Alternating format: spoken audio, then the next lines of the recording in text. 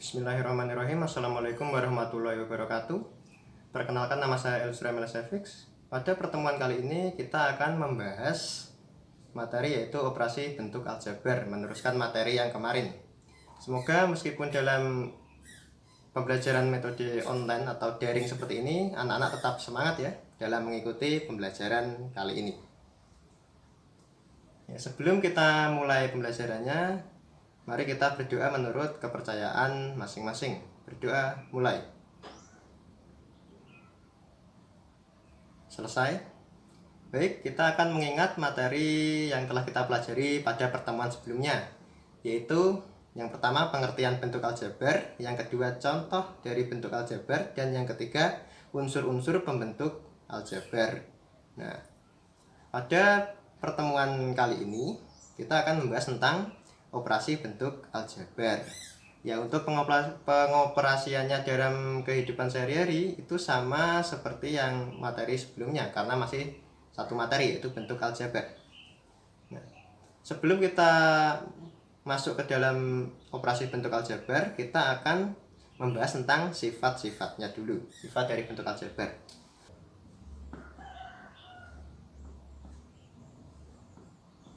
Sifat ini ya. Untuk yang pertama yaitu sifat komutatif. Sifat komutatif ini. Misalnya ada A plus B gini. Ini bisa kita tulis menjadi B plus A. Kemudian A kali C atau A kali B gini bisa, maka bisa ditulis menjadi dibalik B kali A. Yang atas ini penjumlahan, yang bawah ini perkalian. Ini ya. Kemudian yang kedua yaitu sifat asosiatif.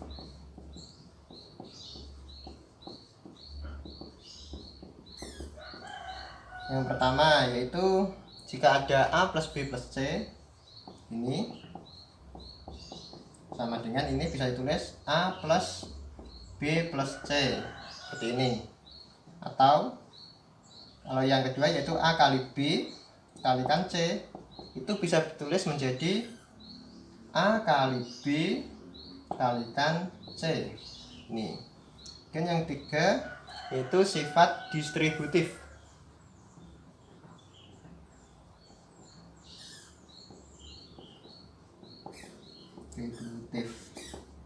Ya, misalnya ada gini bentuk A, ini M plus N, ini bisa kita tulis menjadi AM ditambah, ini maksudnya A kali M ditambah A kali N. Kemudian yang kedua misalnya AM kurangi N, ini ya. Nah, ini bagaimana? Nah, ya, itu A kali M dikurangi A kali N. Ini untuk sifatnya. Kita bisa langsung masuk ke operasi bentuk aljabar. Kita hapus dulu.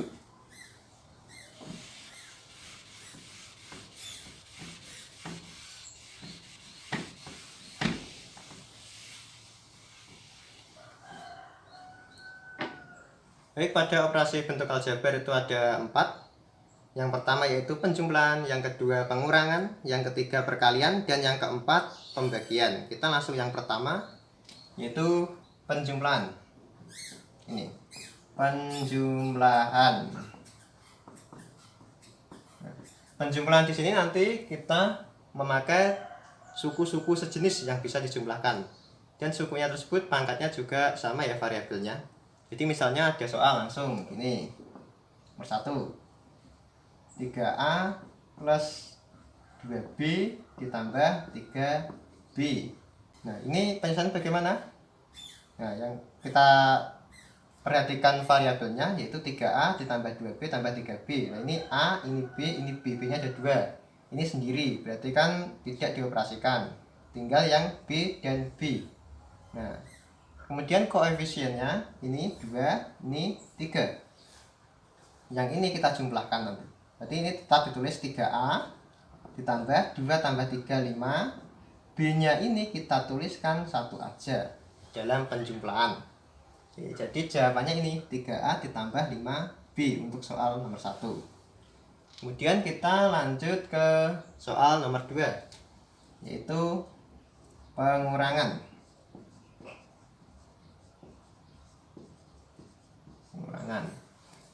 Atau bentuk yang kedua. Misalnya saya punya soal yaitu 3x ini, kemudian ditambah 5y ditambah 14x dikurangi 8y. Ini penyelesaiannya juga sama, yaitu kita cari variabel yang sama. Yang pertama yaitu 3x, 14x kan ini. Nah, berarti x-nya sama. Ini x, ini x. Jadi sukunya dia sejenis.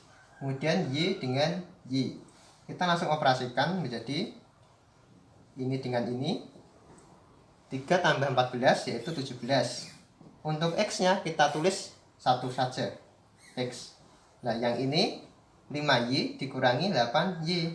Nah, berarti 5 dikurangi 8. 5 kurangi 8 berapa? Negatif 3. Oke, y-nya tulis berapa? 1. Ini untuk yang contoh nomor 2. Nah, kemudian kita lanjut ke bentuk yang ketiga, yaitu perkalian. Kita hapus dulu.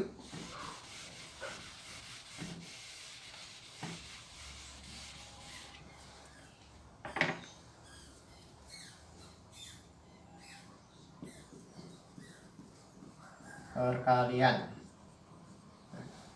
Di sini nanti penyelesaiannya berbeda dengan yang penjumlahan atau pengurangan. Kalau penjumlahan dan pengurangan tadi prinsipnya sama, yaitu cari suku-suku sejenisnya.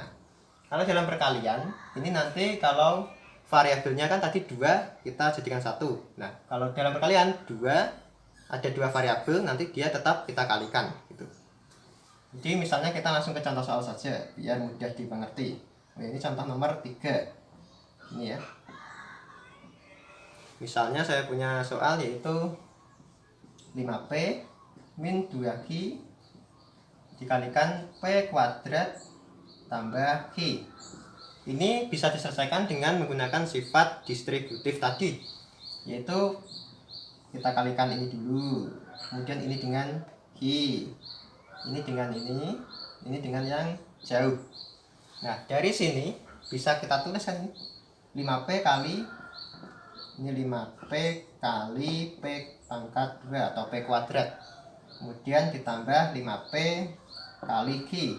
Kemudian dikurangi 2q kali p kuadrat. Kemudian dikurangi 2q kali q. Nah, dari sini ini kan sudah bisa kita kerjakan secara langsung. Nah, p kali p kuadrat, ini p-nya kan pangkat 1. Karena ini perkalian, pangkatnya kita jumlahkan. 5-nya tulis, p-nya tulis, 1 tambah 2 itu 3. Ini. Kemudian 5pq ini, kemudian dikurangi 2. Nah, ini p-nya kita tulis di depan. Ini biar urutan variabelnya sesuai. Jadi 2p kuadrat q dikurangi 2. Ini q pangkat 1 seperti tadi. Pangkatnya kita jumlahkan karena apa? Perkalian. Jadi 2q kuadrat. Ini jawabannya 5p pangkat 3 ditambah 5pq kurangi 2p kuadrat q kurangi 2q kuadrat. Ini untuk contoh soal nomor 3.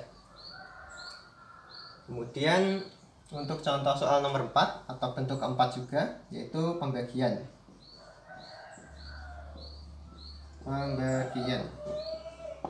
Ini pembagian ini mirip dengan perkalian nanti cara penyelesaiannya, yaitu variabelnya juga kita operasikan. Jadi misalnya kita langsung saja ke soal ya. Misalnya nomor 4, contoh nomor 4 ini ya. Nah, ini misalnya ada soal 15m kuadrat n kita bagi dengan 3m ini. Nah, ini bisa kita selesaikan dengan cara seperti ini juga boleh.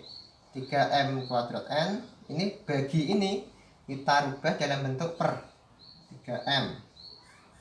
Nah, kalau perkalian tadi pangkatnya kita jumlahkan, ya kan? Kalau pembagian kita kurangkan yang atas kurangi yang bawah.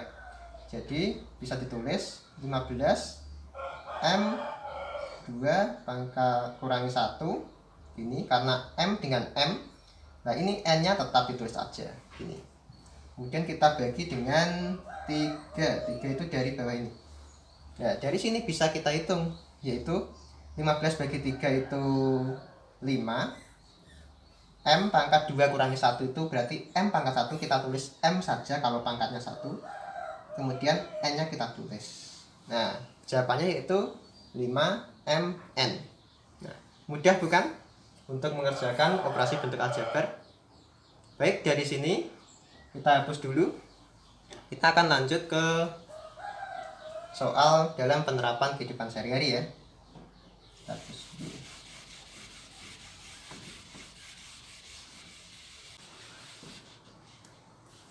Baik, materi selanjutnya adalah penerapan bentuk aljabar dalam kehidupan sehari-hari.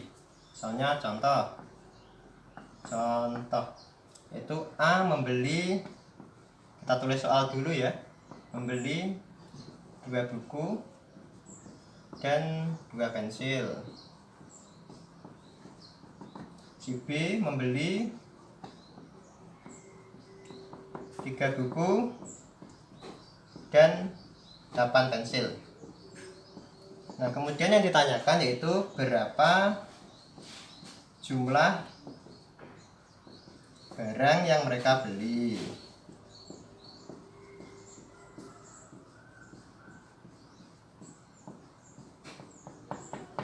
Kita jawab di sini. Itu kita misalkan X sama dengan buku, Y sama dengan pensil. Jadi ini bisa kita tulis dalam bentuk matematika ya. A menjadi 2X tambah 2Y. Kemudian yang B ini bisa kita tulis menjadi 3X ditambah 8Y ini. Nah kalau jumlah barang yang mereka beli berarti kan A tambah B, atau punya si A tambah punya si B menjadi sama dengan gini, 2X ditambah 2Y ditambah 3X ditambah 8Y. Nah jadinya kayak tadi, 2X tambah 3X suku yang sejenis jadi 5X. Ini dengan ini, Y dengan Y ini. Jadi ditambah 2Y tambah 8Y 10Y. Ini penyelesaian soal cerita ini ya. Baik, mungkin sekian dari pembelajaran kali ini. Kita simpulkan terlebih dahulu ya. Yang pertama yaitu tadi kita telah mempelajari sifat dari bentuk aljabar. Kemudian yang kedua, operasi pada bentuk aljabar ada penjumlahan, pengurangan, perkalian, dan pembagian. Nah, kemudian kalau ada yang ditanyakan bisa ditanyakan di kolom komentar atau mungkin langsung tanya di grup kelas saja. Untuk tugasnya nanti bisa dibahas di grup kelas ya. Nah, kemudian baik, sudah ya, sampai sini dulu saja untuk pertemuan kali ini. Kurang lebihnya saya mohon maaf. Wassalamualaikum warahmatullahi wabarakatuh.